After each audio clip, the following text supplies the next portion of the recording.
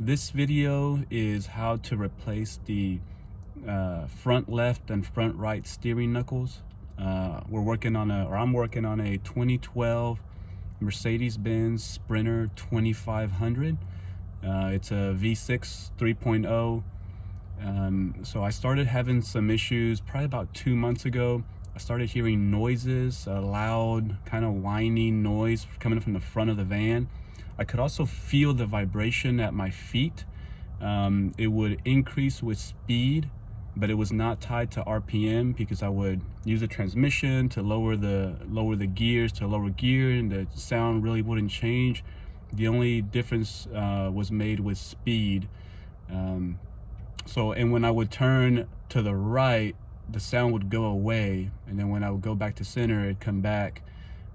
I read some reports online of people having a similar issue, but turning left, and they had a bad right bearing. So it made sense that if my front left bearing was bad, then turning right would make the sound go away.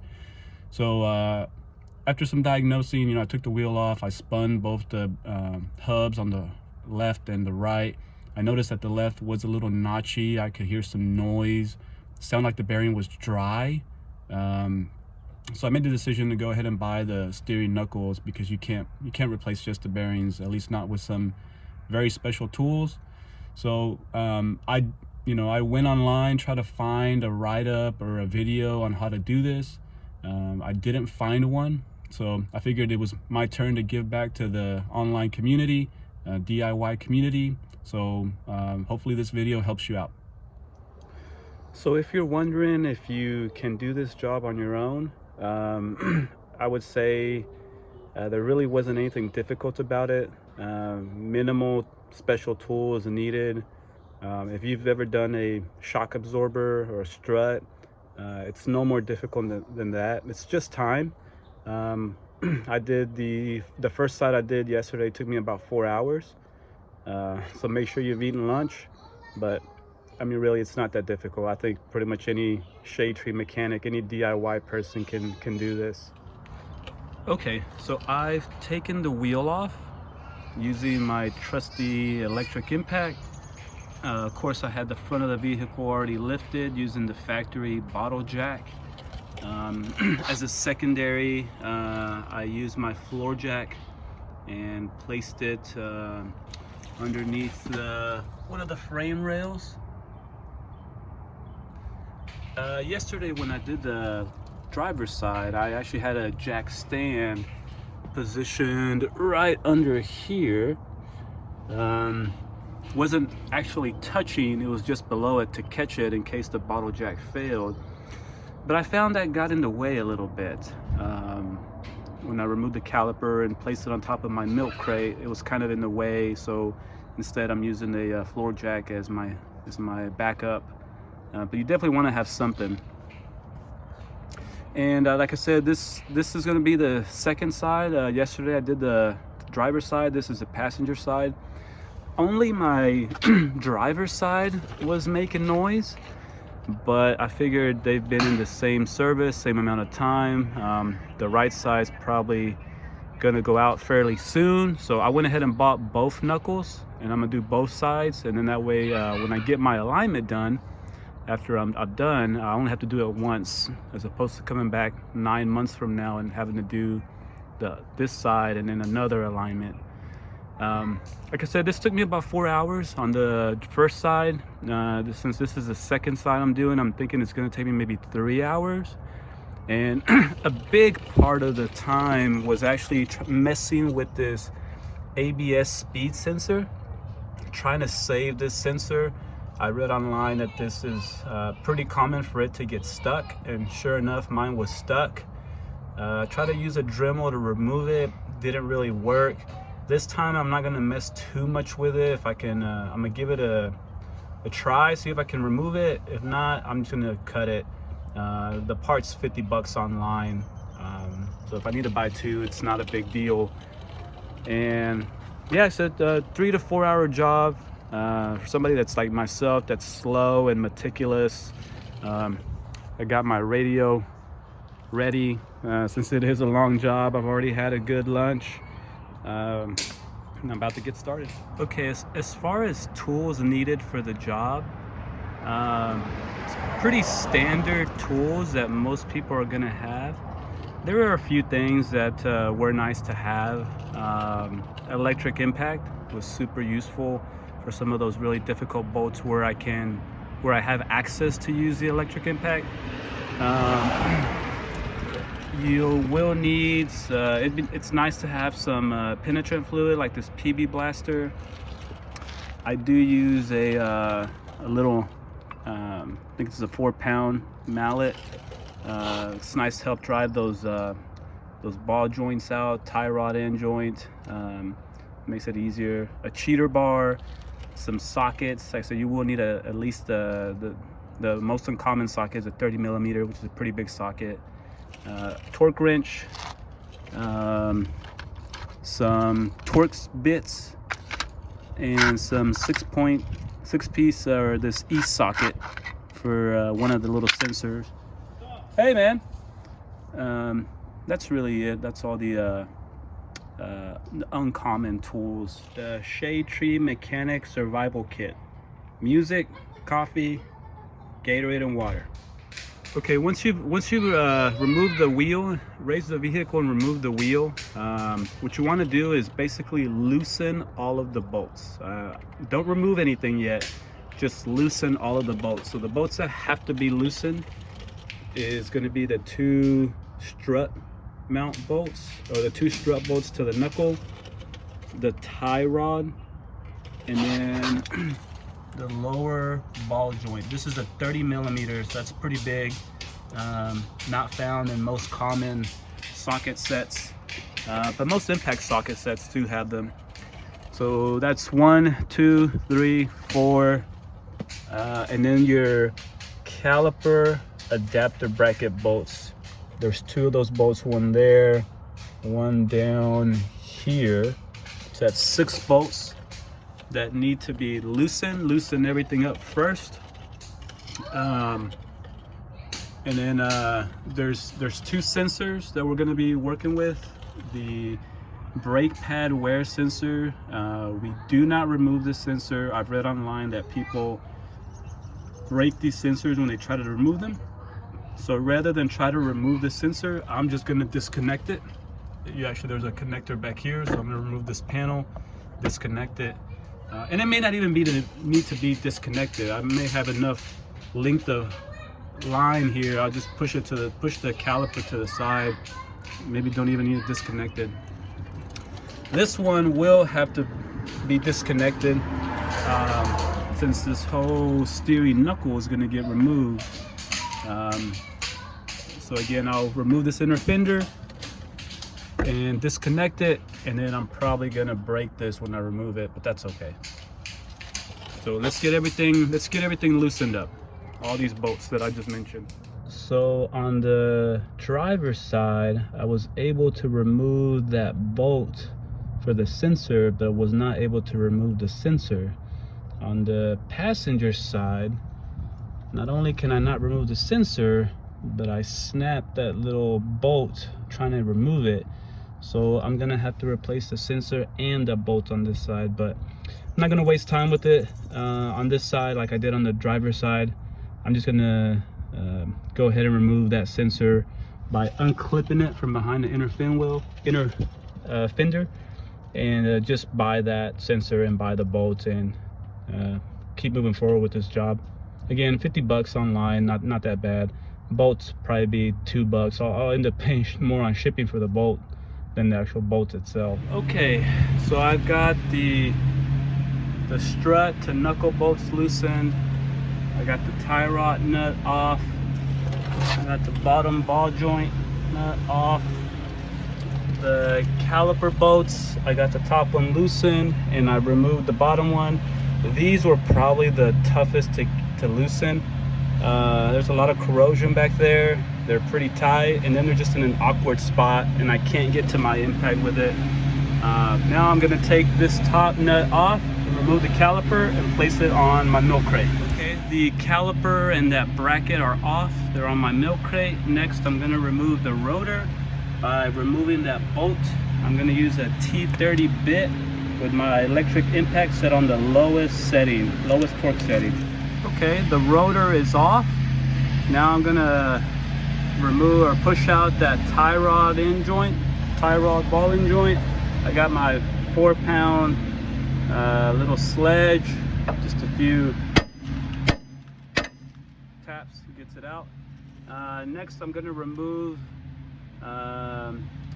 those two bolts on the strut to knuckle, and then the last thing will be to drive out that bottom ball joint. Yeah. Okay. So we got the top strut mount bolts off. The last thing is the lower ball joint. So I like to use, again, my 4-pound sledge. I'm gonna smack it right here on the side, trying to get it to go sideways, and it should just fall out. I got a box underneath with some padding inside because this thing is pretty heavy and it's gonna fall pretty quick. So let's see if we can make this happen.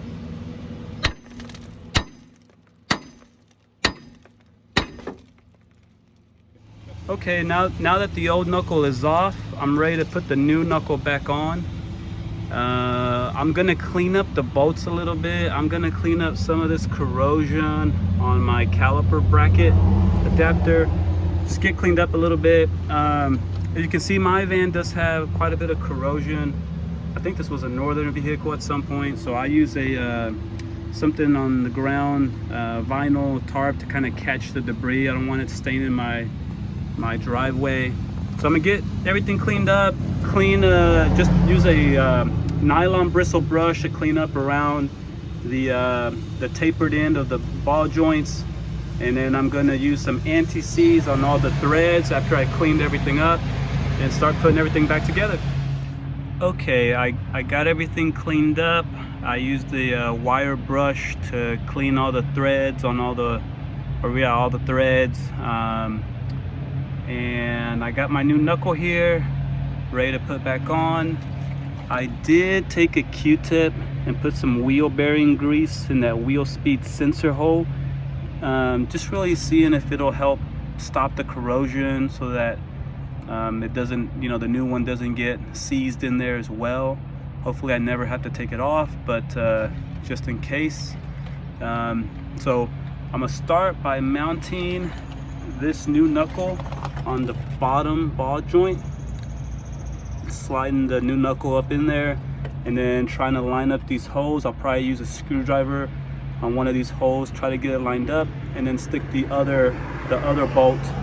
Once I got one bolt in here, I can put 2 bolts in here. I can put my nut on the bottom, and then this tightens using the nut. I'll share the torque values here in a little bit, because they are a little bit odd. You got to do the torque value plus angle on most of these, which is a little different. But let me get this mounting back up. Like I said, I'm gonna start with the bottom and then do these two bolts using a screwdriver to kind of center those holes. So let's do that. Oh yeah, and don't forget to put the cover, remove the cover from your old knuckle using this little torque spit or torque screw, and put that on your new knuckle. Okay, I got the knuckle mounted back on. I got the 2 bolts for the strut. They're just loose. I use this little washer. You see that back line on the strut is halfway up the washer. So I use that to make sure I get the same camber on this knuckle on the left driver and passenger. I use the same washer because otherwise you just have to kind of eyeball it. But I think this is a little bit more accurate. And so now everything's loose. I'm gonna start tightening up the steering, the ball joint, and then the strut bolts. So let me get started there. Okay, as far as torque values, these strut to knuckle bolts are 100 plus 100 foot-pounds plus 120 degrees rotation. The bottom ball joint is 125 foot-pounds, and then the tie rod is 37 foot-pounds plus 60 degrees of rotation, I believe. Oh yeah, and everything should get anti-seize. So I'm using this Permatex anti-seize. Every thread's gonna get anti-seize. Okay, at this point, the bottom ball joint is torqued. I torqued it first, 125 foot-pounds, I believe. The strut to knuckle bolts are torqued. They're 100 foot-pounds plus 120 degrees. So I did 100 foot-pounds. I marked it on the bolt and on the strut, and then I marked on the strut 120 degrees. I set my torque wrench for 150, which is the max that it'll go, and I was trying to get this mark right there to 120 degrees. It didn't quite make it before I reached 150 foot-pounds. I really wasn't comfortable going more than that. I can't explain why, it just seems like a lot of torque. But it got maybe 100 degrees, so that's pretty close. On the bottom one, I got maybe 60 degrees. So I'm gonna call that good. And the last one I gotta do is this. It's 37 foot-pounds plus 60 degrees. I should be able to do that one. 37 plus 60 seems more reasonable. And then once I've done that one, I'm gonna tighten up this one, because right now it's just hand tight. This little, whatever this thing is, little plate. Okay, I got the tie rod torqued. I was able to get the 37 plus 40 degrees, I believe. And I got the rotor back on. Prior to putting the rotor on, I did take some brake cleaner, paper towel, wipe down the rotor, because I've been messing with it with gloves that have oil and other contaminants on them. So I wiped it down, put that little bolt back in. I think it's just hand tight, doesn't need to be very tight. The lug nuts are going to hold the rotor in place, so don't I did put anti-seize on it, just barely snugged it up. Now it's time to put the caliper and the bracket back on. The bolts have been cleaned, they have anti-seize on them. Those are, I think, 59 foot-pounds plus some degrees. I'm probably not gonna get the whole degrees. I'm gonna do the 59 foot-pounds, mark it, and then I'm gonna put 120 on my torque wrench. And if I can get to the 60 degrees with the torque wrench set at 120, that's great. If not, I think I'll stop when it gets to 120. That just seems like too much for those bolts. So I'm gonna go ahead and torque those up, the calipers, and we'll keep rolling. Okay, so I've got the caliper adapter bolts pretty snug. I'm about to torque them to the initial 59 foot-pounds, but before I do, anytime I'm reinstalling a caliper, a brake caliper, I like to have the brake squeezed, or pressure on the pistons, on the caliper pistons. That way everything lines up right before I torque the bolts. So I'm gonna have my wife step on the brake. That'll get everything nice and lined up, and then I'm gonna torque the bolts to 59 foot-pounds, and then mark the bolts, and then do the degrees. I think it's 40 degrees. Okay, I have the caliper bracket or adapter bolts torqued. It's supposed to be 59 foot-pounds plus 40 degrees. My wife was holding the brake pedal down while I was torquing it. Got the 59 foot-pounds, marked the 40 degrees, set my torque wrench to 120, which is just a number I feel comfortable with. I only got about 20 degrees of rotation before I got to before my torque wrench clicked at 120. I think that's fine. So I'm gonna call it good. The next step is gonna be to put this bracket back, put the tire back on. Obviously I'm still missing that sensor, but I'll come back and replace that later. I think it's 50 bucks online. Plus I need to buy the little bolt, Torx bolt, or it's not a Torx, it's a E-socket, I believe. So anyways, put the tire back on, and that should be it.